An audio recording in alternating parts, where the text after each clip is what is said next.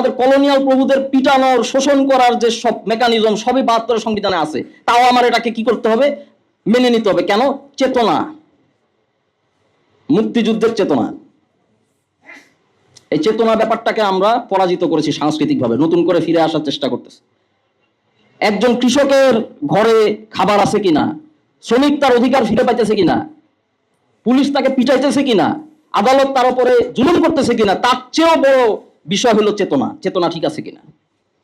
Police রেখে দিচ্ছেন colonial অত্যাচারী, আদালত রেখে দিচ্ছেন জুলুমবাজ, আর আপনি কিসের চেতনা দেখান তাহলে?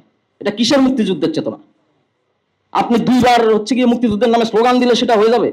আমার সাম্য কোথায়? আমার মানবিক মর্যাদা কোথায়? মানুষ হিসেবে আমার মর্যাদা কোথায়? একটা হকার রাস্তায় বসতে পারে না, কর্মসংস্থানের ব্যবস্থা নাই, হকারকে আপনি লাথি মেরে তাড়ায় দেন। সিটি কর্পোরেশন, আপনি খুব আইন দেখাই দেন, তার কর্মসংস্থানের ব্যবস্থা করছেন, সে কি মানুষ না? তাকে আপনি লাথি দেন কেন? এটা তার, সে কি কিছু করে খাবে না? তাহলে মানবিক মর্যাদা কোথায়? সামাজিক সুবিচার কোথায়? এই চেতনাবাজি চলবে না। জুলাইকে নিয়ে 2024 সালে সিমিলার চেতনাবাজি করার চেষ্টা করা হচ্ছে। যেরকম ৭২-এর পরে জাসদ, ন্যাপ, সর্বহারা মুক্তিযোদ্ধারা নিজেরা মুক্তিযোদ্ধা হওয়া সত্ত্বেও মুক্তিযুদ্ধের চেতনার বিরুদ্ধে দাঁড়াইছিলেন। এটার মানে কি? মানে এই যে বাক সর্বস্ব মুখের বলি, এটা না। আমাদের তো আসলে সত্যিকারের সাম্য মানবিক মর্যাদা বাস্তবায়ন করতে হবে।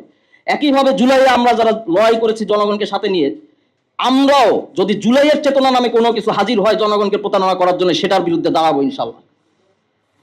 এবং সেই ষড়যন্ত্র চলতেছে।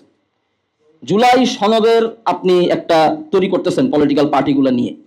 এই আন্দোলন কি পলিটিক্যাল পার্টির কোনো জোটের অধীনে হয়েছিল? না। যদি পলিটিক্যাল পার্টি একটা জোট হইতো, সেই জোট থেকে আন্দোলনটা পরিচালনা করা হইতো, তাহলে লিগালি এই গণ অভ্যুত্থানের নেতৃত্ব হচ্ছে ওই জোটের যে পলিটিক্যাল পার্টির লিডাররা আছে তারা।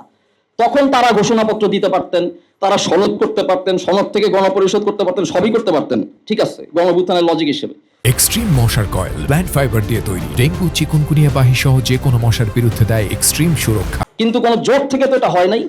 কিন্তু এখন তো পলিটিক্যাল পার্টিগুলো জোট ঠিক করতেছে রাষ্ট্র কেমন হবে।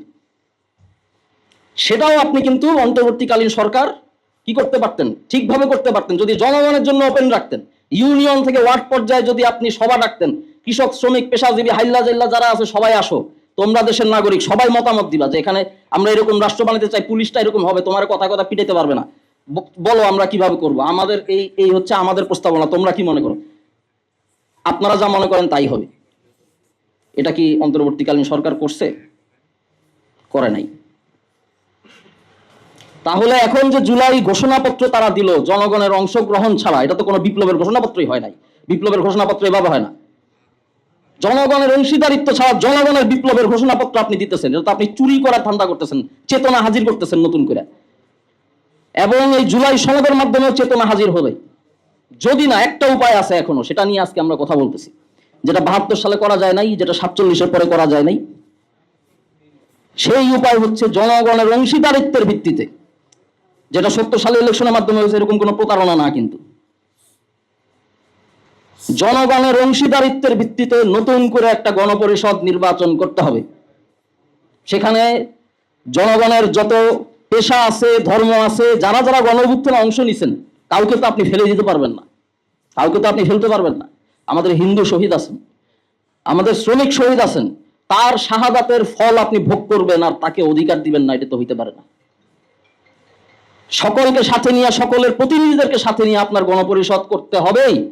এবং ওই গণপরিষদ থেকে যদি আপনার জুলাই সনদ বৈধতা পায়, যদি ওই গণপরিষদ থেকে আপনার নতুন সংবিধান রচিত হয় জনগণের মতামতের ভিত্তিতে, জনগণের খাজনার টাকা কিভাবে ব্যয় হবে, জনগণের খাজনার টাকায় যে প্রতিষ্ঠান তৈরি হয় সেটা কিভাবে চলবে, সেটা যদি জনগণ নির্ধারণ করতে পারে, তবেই জুলাইয়ে আমরা সফল হব। ৩০০ বছর ধরে আমাদের বাপ দাদাদের উপর যে স্টিম রোলার চলতেছে, অত্যাচার, নির্যাতন, জুলুমের, যেটা লড়াই আমাদের কৃষক, জেলে, আমাদের পেশাজীবী, আমাদের ক্ষুদ্র ব্যবসায়ী, আমাদের পূর্বপুরুষরা করে আসতেছেন, যেটা উত্তরাধিকার আমরা বহন করতেছি ফকির মজদুর শাহ থেকে শুরু করে, সেইটা আলটিমেটলি সফল হবে গণপরিষদের মধ্য দিয়ে।